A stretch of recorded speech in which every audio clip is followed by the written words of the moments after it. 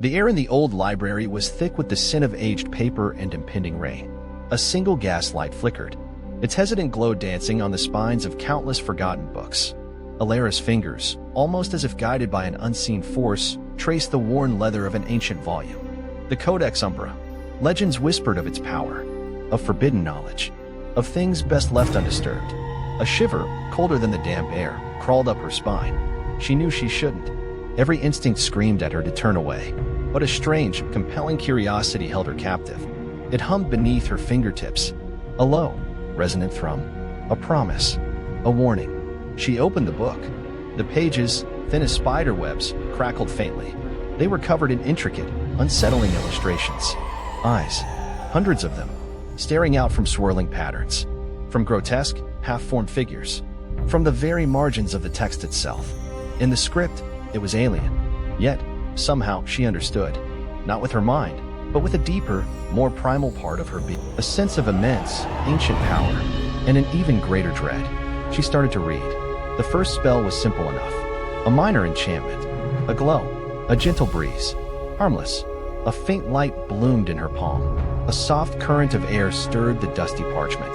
A mix of exhilaration and unease coursed through her. She turned the page. The illustrations grew darker, more unsettling.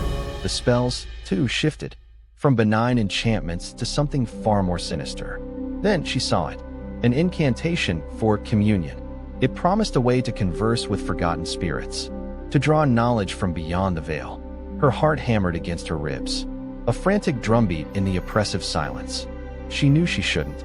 She knew. But the lure of forbidden secrets was a powerful, insidious thing.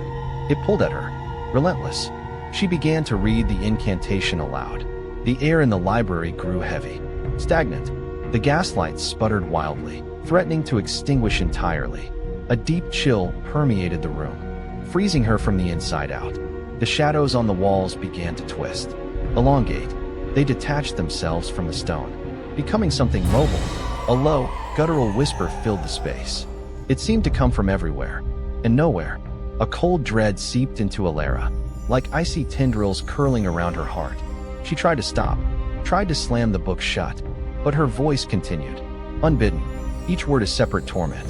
A strange, spectral mist began to coalesce in the center of the room. It swirled, thickened, taking on a vague, humanoid form. It wasn't solid, yet it was undeniably there. And its eyes, two pinpricks of malevolent red light, burning within the swirling gray. It began to speak, not with a voice, but with thoughts, implanted directly into Alara's mind. You called. The thought echoed, a resonant boom in her skull. You sought knowledge, and now knowledge seeks you. Alara tried to scream. No sound escaped her lips. Her body was rigid, frozen. The spectral form drifted closer. The sickly sweet scent intensified, overpowering, suffocating. It reached out a translucent hand, not to touch, but to envelop. The red eyes burned into hers, and she felt a sudden, profound emptiness, as if something was being siphoned from her. Her memories, her emotions, her very essence. The world around her began to blur. The library, the rain, all fading into a gray haze. The creature's voice, no longer in her mind, but seeming to vibrate through the very air itself.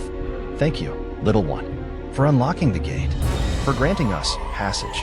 A final, agonizing thought ripped through Alara's mind. Not hers, but from the creature. The library, it will be quite cozy now. The mist swirled faster, engulfing her completely. The gaslight flickered once more, and then, with a soft pop, went out. Silence descended, heavy, absolute.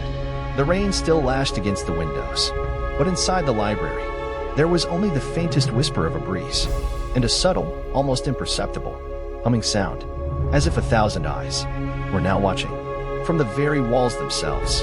And if you listen very, very closely, you might just hear a faint, contented sigh from within the shadows, a sigh that seemed to stretch endlessly, waiting for the next curious hand to open the Codex Umbra. Again,